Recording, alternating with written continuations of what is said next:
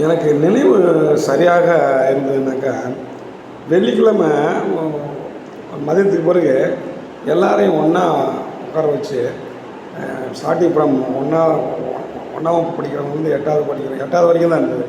படிக்கிறவங்களாம் ஒன்றா உட்கார வச்சுட்டு ஒரு இது மாதிரி நடத்துவோம். அப்போ அதில் பேச்சு போட்டி, பாடுறவங்க பெரும்பாலும் பாடுறவங்க அவங்களாம்.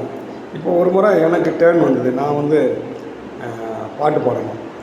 அப்போ எனக்கு இன்னும் நல்லா இருக்குது. அதுக்கு அந்த பாட்டில் படிக்கணுன்றதுக்காண்டியே அந்த பாட்டு புத்தகத்தில் தான் கொஞ்சம் படிக்க முடியும். இப்போ இருக்கிற ஃபெசிலிட்டிஸ்லாம் அப்படி இல்லை. பாட்டு புத்தகம் சிவாஜி கணேசன் பாசமலர் படத்தில் அந்த மலர்ந்து மலராத பாதி மலர் போல் அப்படின்னு ஒரு பாட்டு இருக்குல்ல, அந்த பாட்டை வந்து அந்த புத்தகத்தை பார்த்து படித்ததாக இன்னும் எனக்கு ஞாபகம் இருக்கிறது. அதில் அதில் வந்து அந்த பாட்டு பாடி ஏதோ நமக்கு தெரிஞ்ச அளவில் நம்ம பெரிய சவுந்தரராஜன் சுசிலா மாதிரிலாம் பாட முடியாது. ஏதோ முடிஞ்ச அளவுக்கு பாடி கைதட்டல் வாங்கினேன்றது இன்னும் எனக்கு ஞாபகம். அந்த மாதிரி அதெல்லாம் நம்ம வளர்த்தது. அதே மாதிரி எல்லா கிளாஸையும் நான் போய் எல்லா பசங்களும் எனக்கு தெரிஞ்சு வச்சுக்குவாங்க. ஏன்னா அவ்வளவு லீடர்ஷிப் குவாலிட்டி அங்கே தலைமை பொறுப்பெல்லாம் அங்கே தான் எனக்கு கிடச்சிது.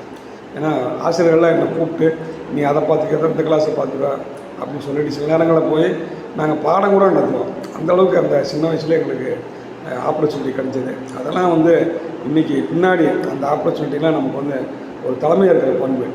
எங்கே போனாலும் பார்த்துங்க அந்த சவுந்தரபாண்டியன் பேர் தான் தொடங்கும்.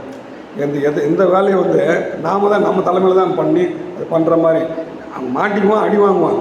இருந்தால் கூட அவனுக்கு அந்த சவுந்தரனை கூப்பிட்றேன் அப்படின்னு தான் சொல்லுவாங்க. என்னடா நான் செய்யணும் எனக்கு சிறப்பாங்க. நான் வந்து பொய்யெல்லாம் சொல்கிறதில்ல, உண்மையை சொல்லுவேன். அடிக்கடிக்கும் தெரியும், அடியும் வாங்கிக்குவேன். சரி திரும்ப அதை செய்யக்கூடாது, ஆனால் திரும்ப செய்வோம்.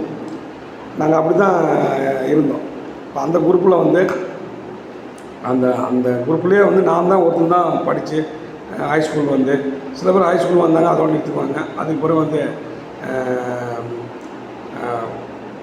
+2 படிச்சுட்டு அதுக்கு பிறகு காலேஜுக்கு போயிட்டு 3 காலேஜ் படித்து அது பிறகு யூனிவர்சிட்டிக்கு வந்து இந்த மாதிரி ஒரு பொசிஷனுக்கு வந்து ரிட்டையர் ஆகிருக்கோம். மற்றவங்களாம் பாவம், ஏன்னா எல்லாம் கஷ்டப்படுற குடும்பங்களை சேர்ந்தவங்க. அதுக்கு பிறகு அங்கங்கே வர முடியல. அவங்க சின்ன சின்ன வேலையில் சேர்ந்துட்டு அவங்க இருந்தாங்க. ஒரு சில பேர் தான் நம்ம ப்ரொஃபஸராக இருந்தோம். அதாவது என் பேட்சில் எனக்கு என் பேட்சில்னாக்கா நான் வந்து 8வது படிக்கிறேன்னாக்கா அது 8வதுலேருந்து அந்த 1வது படித்தவங்க வரைக்கும் பெருசாக போனாங்க. அப்படி ஹைஸ்கூல் பிஜி அசிஸ்டண்ட் இந்த மாதிரி தான் இருந்தாங்களே வழிய ஒரு பெரிய லெவலில் போனாங்க அப்படின்னு இல்லை.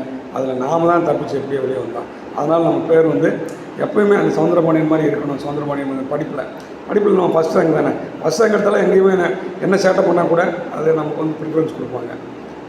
அது மாதிரி நான் இருந்தேன்.